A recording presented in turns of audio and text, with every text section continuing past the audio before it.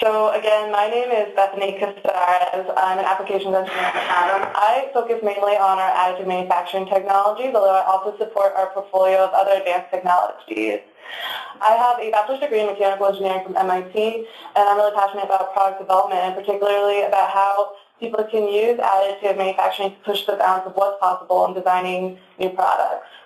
I'm here today with Latzke. He's the CTO and co-founder of Versatility. And Aaron, would you like to introduce yourself and say a few words about yourself? Sure. Hey guys, Aaron here. CTO, co-founder of Versatility. My background also is in mechanical engineering, but my job experience goes all the way from structural engineering to being a CNC machinist to being a general contractor to being a mechanical engineer for scientific metrology equipment within the semiconductor space. Currently within Versatility, we are designing a product for the bicycle space that is a little generator that goes on the back and produces some electricity as you spin the wheel, recovers some of your kinetic energy, goes directly into electricity via USB, also powers a little battery pack. We launched on Kickstarter, have been bootstrapping it with a small team, and are now in stores at REI. So we've done the full gamut from prototype all the way through to production, using 3D printing at every step of the way.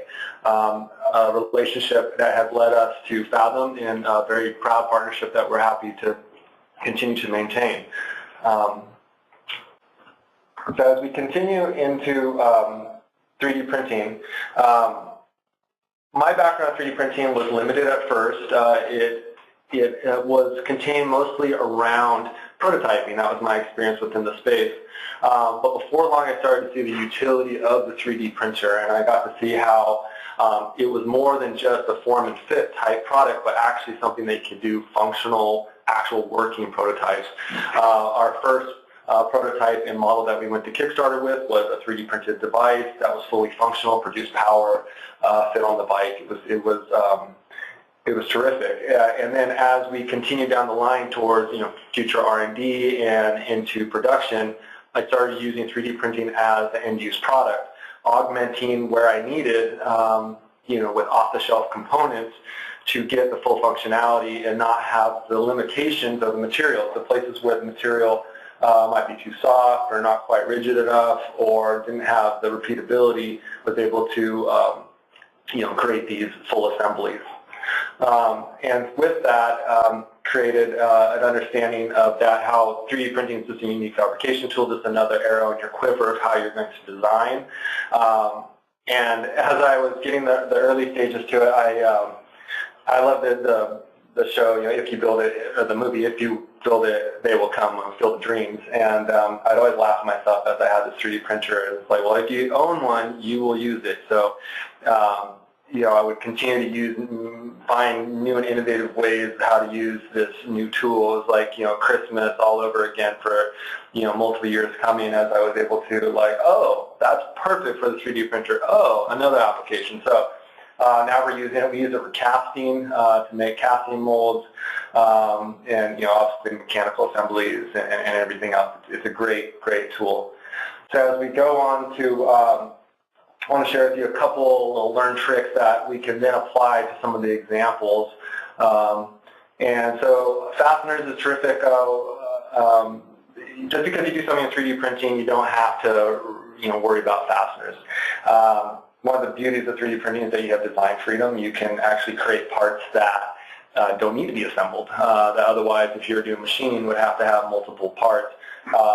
But from time to time, you still need to have something assembled. And so with that, you can use, thread-forming screws, which is probably the easiest. So you think plastics a lot of times when you're assembling 3D printed parts. So, thread-forming screws, you can use, heat set inserts. You drill and tap works just perfect. Helicoils, blind nuts. Blind nuts is an interesting thing. You can see some examples there.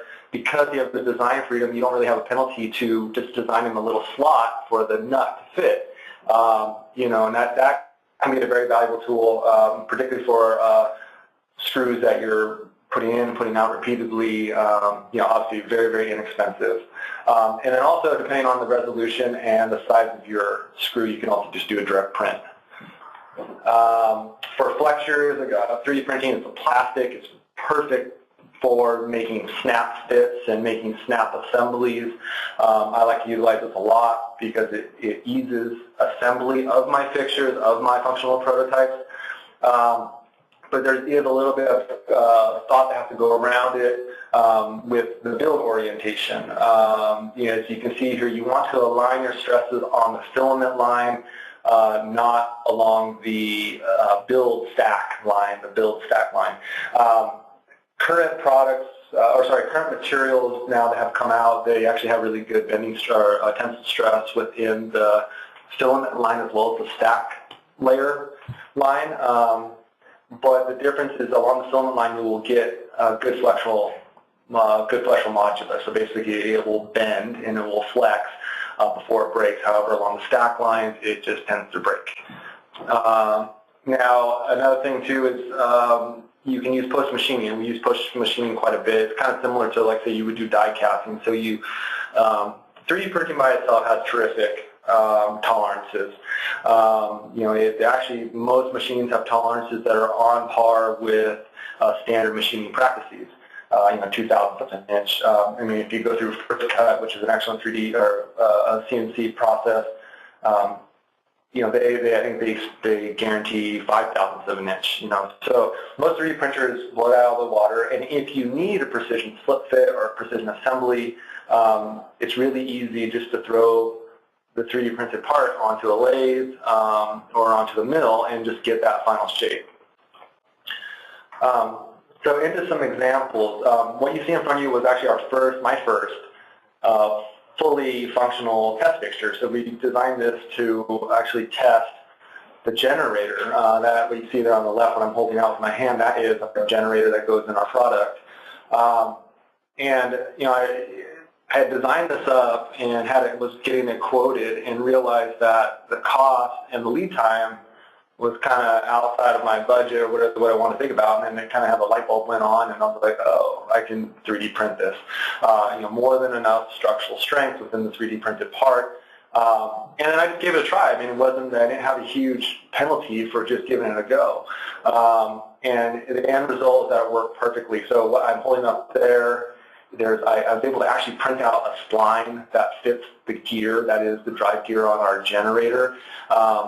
The functionality is terrific, and so what we have here is we have an RC motor that then feeds into a planetary gear drive that then goes in through this spline into our generator. And so now I press the button on our electronics, it starts to spin the generator, and we were able to then characterize the generator and design our electronics for it.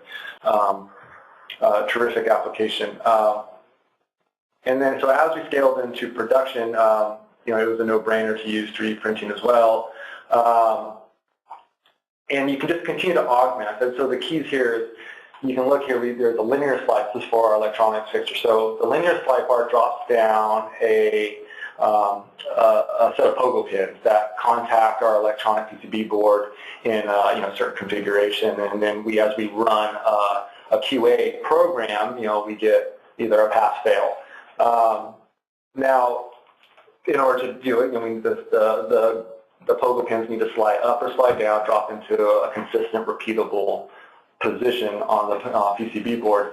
I chose to achieve this initially with a linear slide.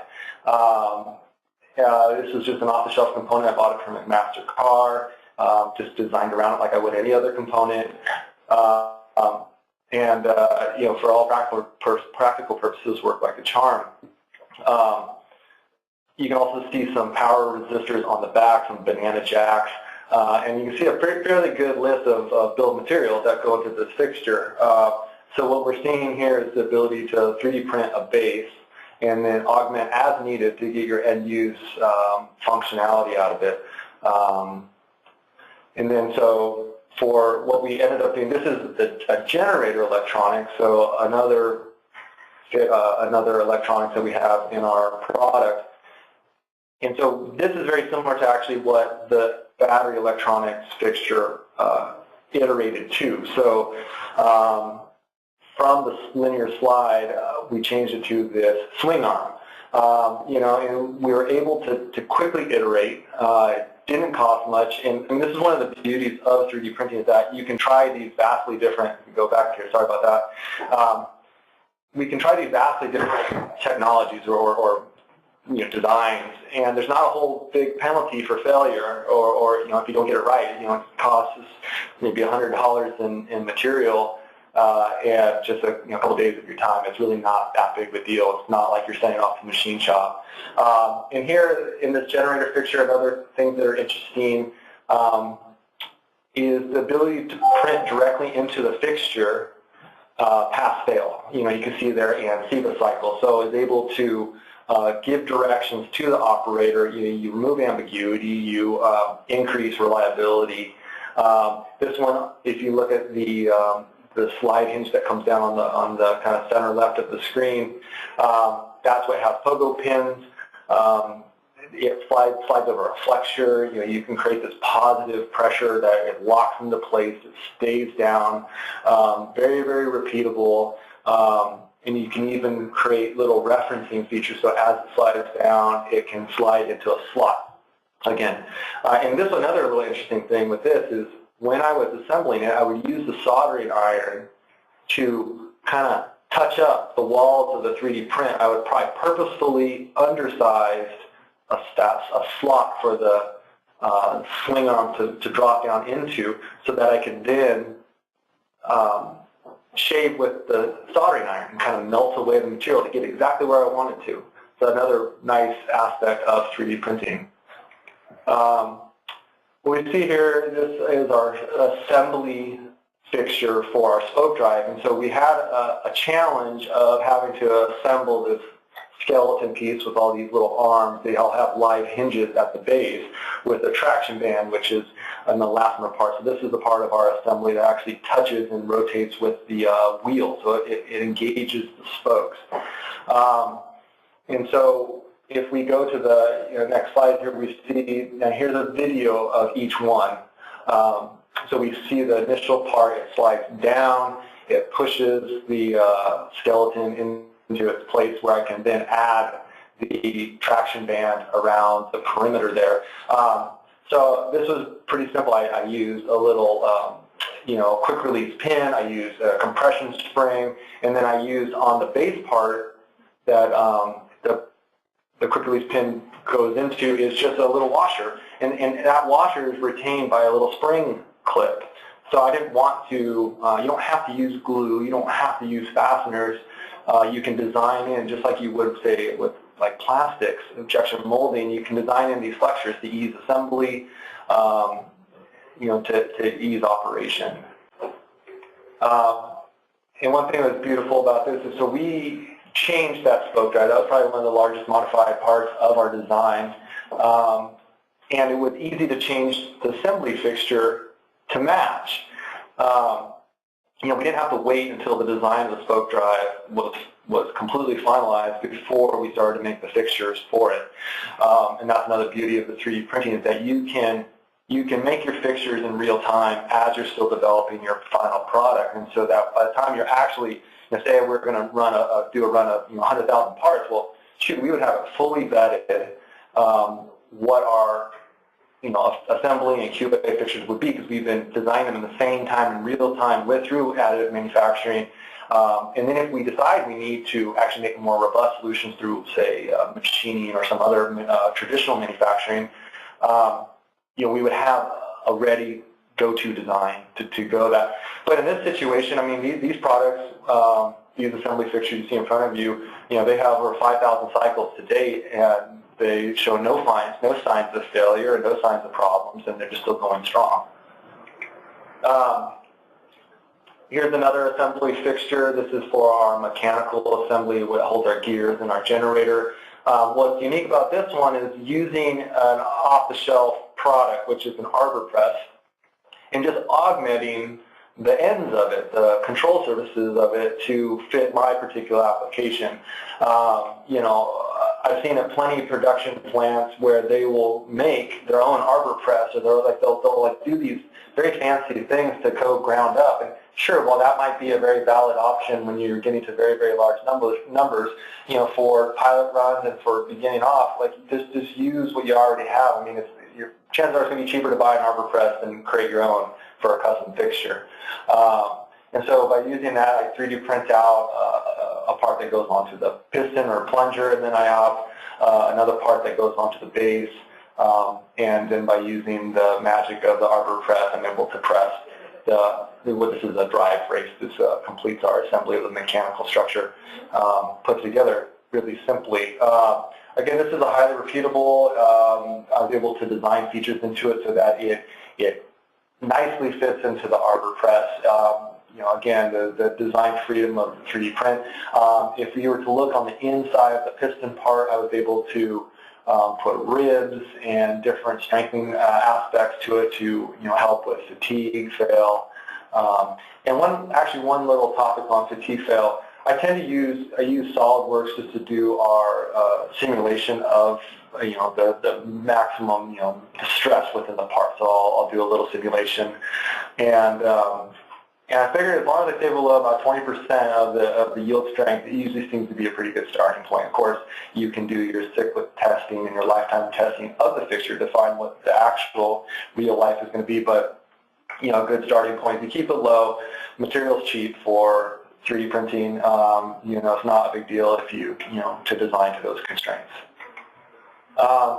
And so, like, in coming away from this, I mean, the truth is that 3D printing opens a lot of doors. Like, it has this design freedom that allows you to kind of re-look at your design process and rethink how you're going to address your design issues.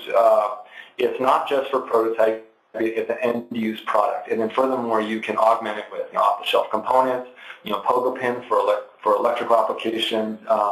You can even do things like add Bondo to it. We've used that to create a more durable surface. Bondo to it, you sand it.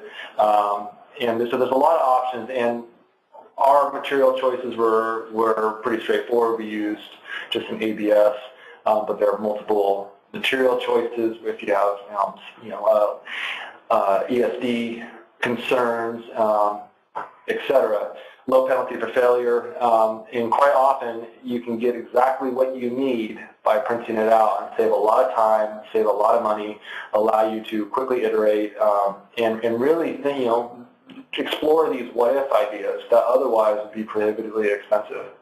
And so with that, that's the kind of overview of our case study, of our understanding of fixtures and how it applied to our production process. Obviously, we're going to continue to use the heck out of our 3D printer and out of manufacturing, and hopefully you guys can find the same utility yourselves. With that, we'll get back to Bethany, and we're going to go through a little Q&A session here. Yeah, so thank you so much, Aaron. That was really helpful. I'm sure everyone enjoyed everything that you shared with us. So I have a few questions that I've prepared. I'll just jump right in. You talked today about how a single engineer was able to achieve such significant time savings and cost reductions by using 3D printing for production test fixtures. A lot of people in our audience, I know, are coming from a variety of industries and sizes of companies. How do you think that what you shared could apply to engineers at larger companies as well? Well, I think it's key to remember, and I'm sure people that work at large companies will quickly nod their heads to, is that it doesn't really matter the size of the company. You're often working within a smaller team, so they'll break it up. You'll have a budget constraint. You have time constraints. And so these universal savings of time and money are applied across the board. The truth is that it's fast compared to machining. It saves time. You don't have to make a drawing to send to the machine shop. It oftentimes is significant cost savings. Some bigger companies will have their own machine shops and fixture shops in-house. So that might not be as big of an issue, but usually the time and the time issue is always a big one. Yeah, and I'll just add to that FATHOM has worked with, has many customers on all scales using 3D printed fixtures. Anytime the quantities are, reasonably small, we say 1 to 100 depending on the size and the demands of the fixture.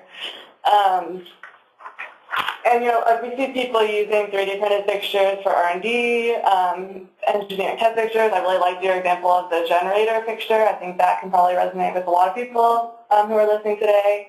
But yeah, even moving into pilot lines, like you mentioned, if you're going to be designing a test fixture that has to have a huge volume, right. You can at least start with a 3D printed test fixture for the pilot line just to get something going so that your product, you're not waiting on the test fixture to get your product out to market. Yeah, you can do more in parallel type design. You don't have to rely on any type of series, nor is there a lot of leverage that if you start to go in parallel that you're over leveraging yourself and like, oh no, I might have to take a big hit if this doesn't work out quite right. Yeah, and I saw that I enjoyed your quality inspection fixtures as well. And people are using them on CMMs depending on what they need to do. A lot of what you said was electronic test fixtures and assembly. I enjoyed that, but we see all sorts of applications for using 3D printing for fixtures. And you gave a lot of good tips also about how to rethink the way you design fixtures for 3D printing. And I'll just add that it can be a learning curve. And at FATHOM, we're happy to work with people to help them redesign their fixtures. That's something that, as an application engineer, I've been really involved with. We're just excited about getting people thinking differently. And I think you really exemplify how you already started thinking differently to use 3D printing in your production fixtures. Okay, do you have anything to add? No, you nailed it. There's several types of 3D printing technologies widely available right now. And I'm just curious if you could share why you chose SPM technology. And I think there was a question also about which SPM technology you use for a lot of your fixtures. And then also, if you could talk about, within SPM, why you chose the particular material that you did for your fixtures. Sure. We didn't have a whole lot of ESD concerns or temperature, high temp concerns. So we just chose whatever was cheapest and most available. It worked for what we were doing. We used just an ABS blend, and it's durable, cost efficient. For some of our higher resolution, some of our show models, we would use the polyjet, just since the surface finish can be a little bit more adequate, less finishing efforts. But no, for the most part, the more and more I use FDM, the more and more I realize it's really one of the better solutions out there. I used to think in the beginning, I would think that FDM was looked kind of rugged. You can kind of see the lines, and I'm like, I don't know about this. The polyjet looked a whole lot better. But the more and more I use the FDM, I realize for the vast majority of my applications, it is far superior to the polyjet. Just because it's cheaper and usually, cheaper and rugged and robust. It has the flexures. It's got a lot of really strong points. But we also use some of our fixtures. We use SLA. SLS with the nylon, really good at doing the live hinges and stuff like that. So yeah, I'll just add to that too that if we can always help at FATHOM. We have a lot of experience with the range of technologies that you talked about, SPM, polyjet, and we can help you kind of make a decision because your application SPM worked out. Some people polyjet works best. Correct. And in terms of material selection, there's a wide variety of materials. It can be hard to navigate, but I want to make sure people know that there are options available for ESD-controlled environments. ABS ESD is an option. And then, there's some higher HDT, heat deflection temperature plastics, like PPSF and ULPEM, that you can use with the SPM process that actually, can give you pretty high heat resistance and really good strength as well if you have a little bit more of a structural requirement. Mm-hmm. I think what you mentioned is really the best way to find out what works for you is to just try something and try it out, see how it works for you, and then obviously leverage FATHOM's expertise or your expertise that you've developed to kind of help come up with the best option. Right. You mentioned briefly that, I just wanted to follow up though, did the performance degrade over the lifetime of your fixtures, and did you have to replace any components on any of your fixtures? On some of them, yes. With the some of the mechanical components, but it was really more a function of my own design. And so, I mean, actually, the truth is, from the 3D printed parts of our assembly, none of those actually failed.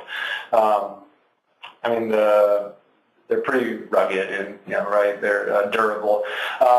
We're using some pretty delicate, like little pogo pins to do the probing of our PCBs. And actually, one of the earlier designs, I used a swing arm radius that was a little too severe, and so it kind of put this transverse force on the pogo pin that eventually caused it to fail after about 1,000 cycles.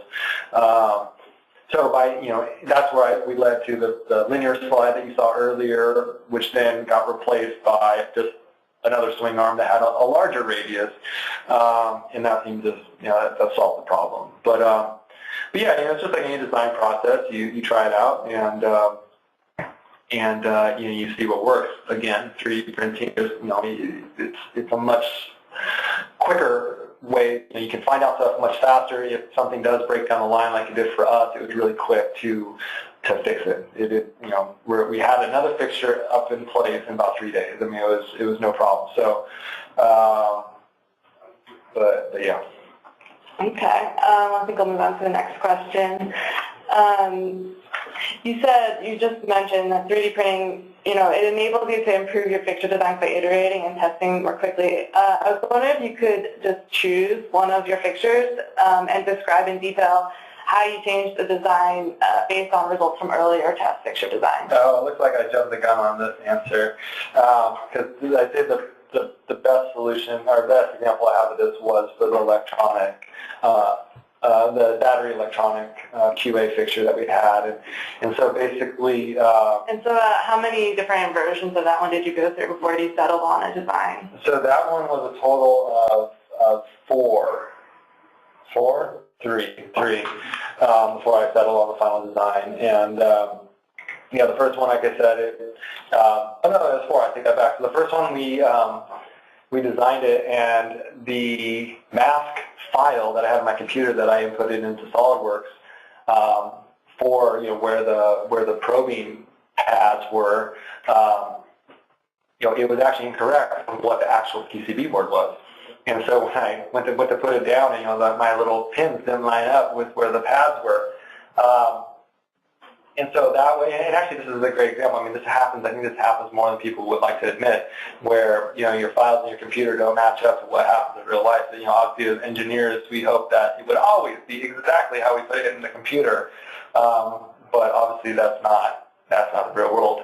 And so that was the first iteration, and then went and corrected that. And then, like I explained earlier, the swing arm, and having to change from the swing arm to the linear slide back to the swing arm with a larger radius. And again, the beauty of being able to try like all these different concepts, there's, that's the beauty of it. Like in my mind, it's like, well, why not? Just give it a go, see what happens. And you do a little quick calculation in your head, how long it's going to take, how much it's going to cost, and you realize that there was very little penalty for me to give it a go. Thank you. I think we'll go on to the next question. In your white paper, you discussed combining off-the-shelf components with 3D printed components for test fixtures. I was wondering if you could elaborate a little bit more on when you decided to use off-the-shelf components as opposed to 3D printing components directly. And also, I was wondering, you also mentioned there were some trade-offs between, integrating components, which 3D printing allows you to do, versus printing in separate components and then assembling them together. Right. I mean, a lot of the off-the-shelf component choices were due to electrical components, and stuff obviously that now, though there are some technologies now that have, excuse me, that have the ability to be conductive 3D printed mediums. For the most part, that wasn't something that we had access to. It was not that important. So using focal pins, mechanical repeatability, we would use like linear slides for shafts. We use metal rods. Those come to these obvious choices. I'm sure that come to no surprise. But in other times when I would split up a design, 3D printed part, and then reassemble it as if, it was cheaper for me to print it out that way, and there wasn't that much accuracy I was going to lose by doing that. And so I did that with a couple of my designs where you split it up so it fits better within the print platform and, save cost on the print overall. I could see how you might print one component that is not going to change, and that separately from one you think might change often as well. That's a good point. Yeah. The saving materials. Well, and it's one of the things that we're going to do in the future that's not in this paper, but is having we're creating like a base structure that's very rigid, and then just 3D printing out basically like a 2D profile with some different features on it that is rapidly changeable, and so it would nest into this nice, little, square, recess that we have. And so, using a 3D printer is really easy to try out these different configurations. Because this particular one is we have different SKUs for the electronics, and so we have slightly different pin configurations.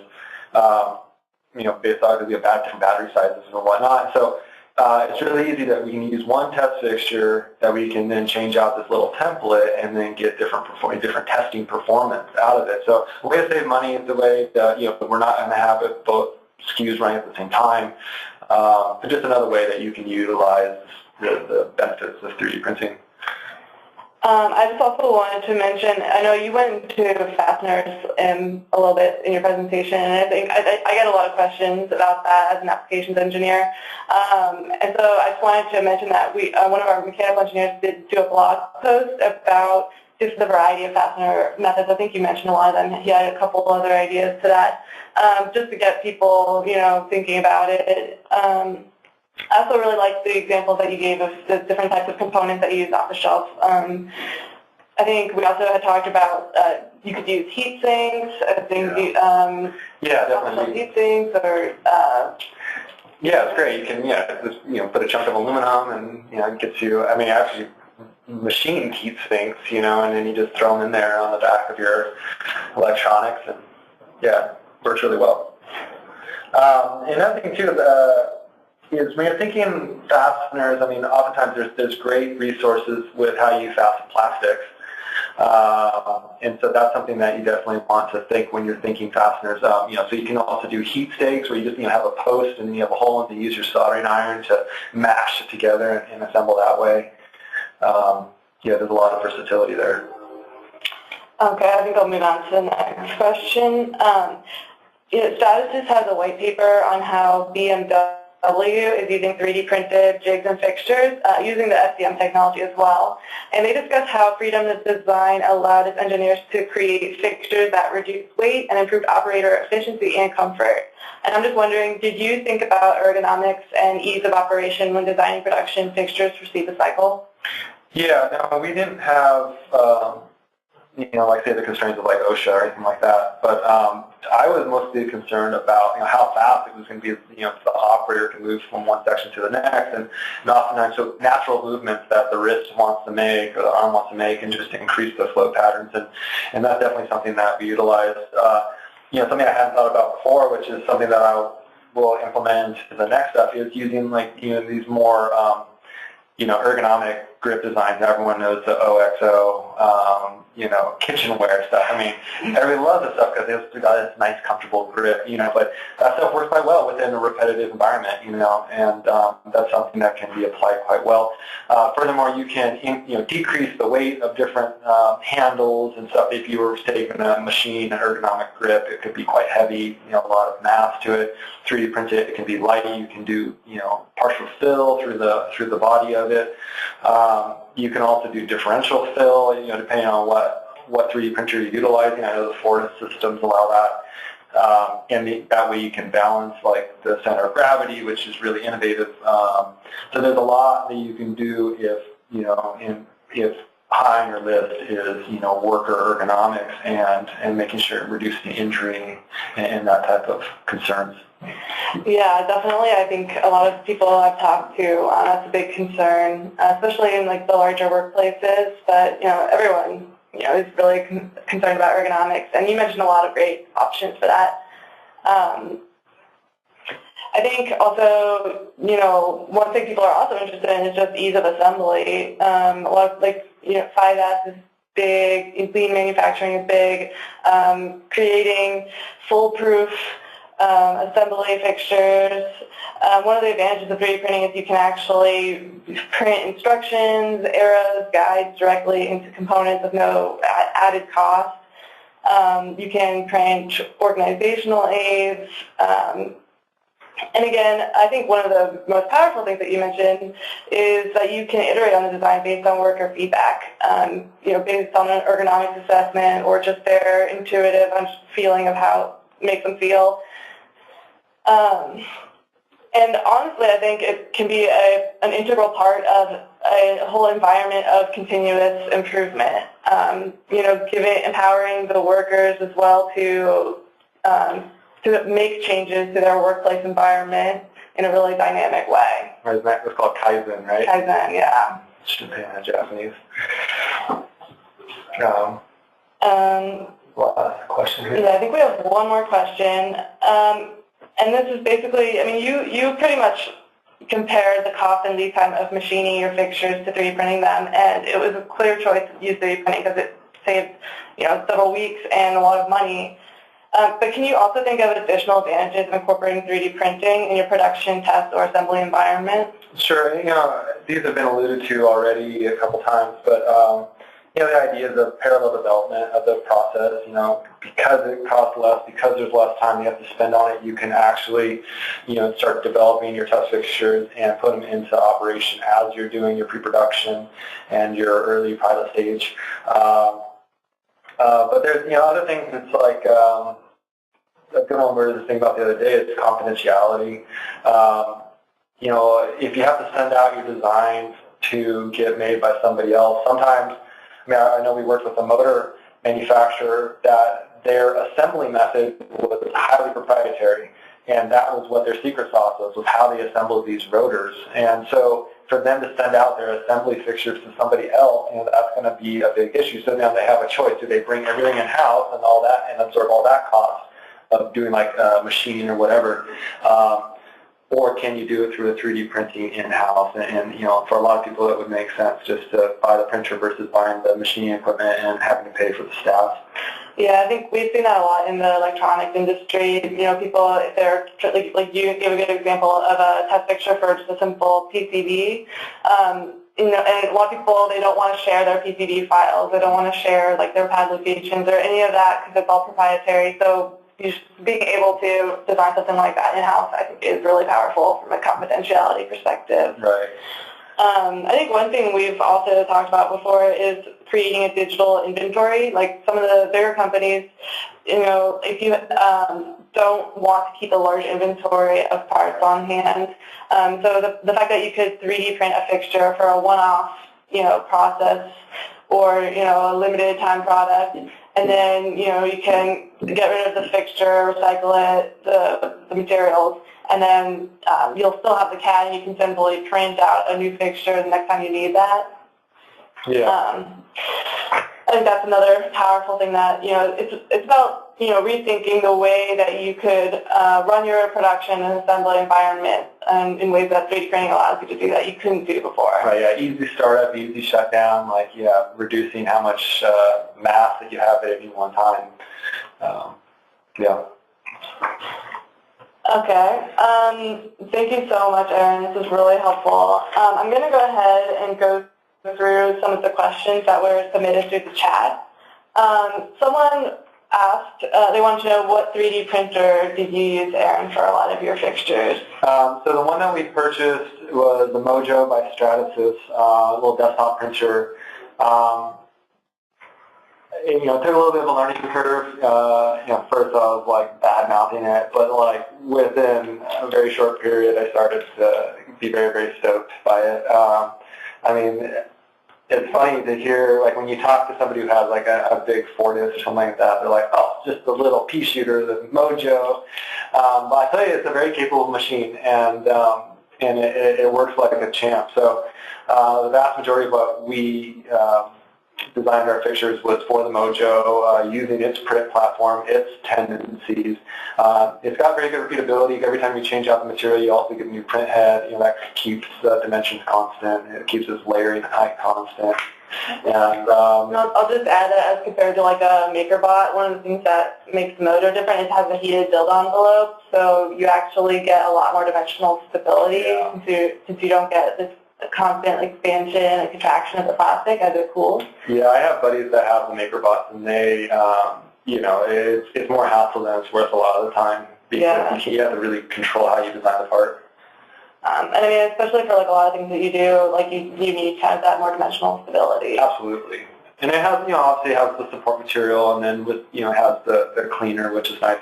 But no, the dimensional stability is key, and for, I mean, it's rarely a concern that the part's going to work. You know, it's really, they do a terrific job at keeping it very, very dimensionally stable, for that matter. Like I also mentioned here, we've also done some stuff where we have done using PolyJet for some of our higher res, more cosmetic models. It works well for mechanical means as well, so by no means, it's really good for printing when we were doing early stages of our gears. It was an excellent way for us to try out the gears and, you know, kind of start to get some rough comparisons, like, you know, how we were going to support the gears and reliability in that sense. I've had a couple of other questions that I think I could probably answer. One of them is some people are interested in learning about polycarbonate. And yeah, so there definitely are SPM materials, like a polycarbonate option. In fact, there's a polycarbonate ABS blend, and there's even a medical certified polycarbonate, which we call polycarbonate ISO. And then there's even stronger materials as well, which would be the ULTEMs and the PPSF, which have more, they also meet certain chemical resistance requirements. So it kind of just depends on your application, how long, how much force and stress is going to be on the material, how long you need it to last, whether you're working with higher temperatures or not. Like ABS works well for room temp, but as soon as you start going at elevated temperatures, you probably will want to be interested in polycarbonate or the ULTEM option. And I also got a question about what about parts that are too large for the build tray. I think that's probably one of the disadvantages of the Mojo is it has a little bit of a smaller build tray, so you might have to break up components more. You actually can solvent bond them together, and I think, you know, that's something that you can definitely, we have a lot of expertise in that. We do that all the time for parts. Yeah, and then the other thing is that, you know, there's a lot bigger machines than the Mojo. That's, you know, one of the lower-end machines. So, you know, the Fortis production systems come in sizes that range, you know, the biggest size is like 2 feet by 3 feet by 2 feet. So you can get huge parts. You know, people are using this for automotive. They're building dashboards in one piece. So, based on your application, you know, there are machines that exist that can print huge parts, and oftentimes and most oftentimes, one of these bigger Fortis machines might make sense for your application. But then, I mean, assembly of it, if I'm going to say I'm going to take like a housing that doesn't fit within the Mojo and I want to split it in two, I mean, I can quickly design up within SolidWorks a little assembly feature, joining feature, and then ABS works quite well with just CA glue, cyanoacrylic glue, also known as super glue. So works like a champ. It bonds, you know, fully. So we have a question here. Do you have any experience with 3D printed gears and their wear resistance and longevity? Yes. I couldn't be able to say, you know, exactly, you know, how many cycles they go before they start to fail. I haven't done any type of like cyclic lifetime testing on it, but they work quite well for prototypes. If the gears are big enough, if you're using a large enough modulus, you can use the FDM. You know, the higher level printers above the Mojo have much better positional accuracy than the Mojo. As far as what I can tell, I mean, I know our buddy had a U-print, and he was able to print out gears better than our Mojo. But then I would also say PolyJet works really, really well. I would imagine SLS with the nylon would work really well as well. Yeah, I'll just add for the PolyJet, a lot of people will use the digital ABS, which is it's a digital blend of two resins that are higher temperature resistant and tougher. So, if you're used to the PolyJet where you're using just the Vero White, that's a little bit less strong and less durable. But people certainly print gears using the digital ABS blends, because it's tougher, it'll last longer. Yeah, and that's actually, even in a production setting, you can print gears in, basically hard duro, but they're almost thermoplastic elastomers. Hytrel is one of them, and it's this idea that your gears can have the durability versus the rigidity, and you kind of let them flex within the plastic gear space. You get a little bit less efficiency, but you get lower backlash, slop, noise, et cetera, and then you can mimic that with these digital materials where you're not using super rigid material. It's very rigid enough for your application, but it's a good stand-in. The last question I think I'll ask is, would you do anything differently now that you have a lot more experience designing 3D printed fixtures? Do you have any advice for people or lessons learned that you wanted to close on?